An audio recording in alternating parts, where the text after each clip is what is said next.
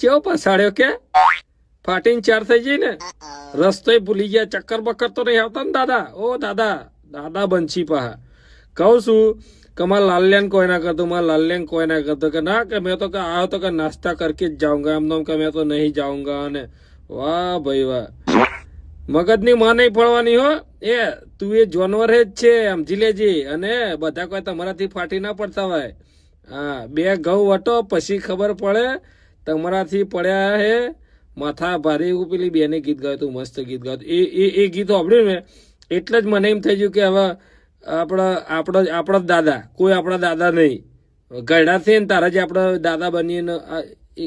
કોક વાત હતી એ જવા દો પણ ખોટી મસ્કરી નહીં કરવાની તમારો એરિયો કે અમારો એરિયો મૂળ તમે જાનવર જ છો એટલે ખોટી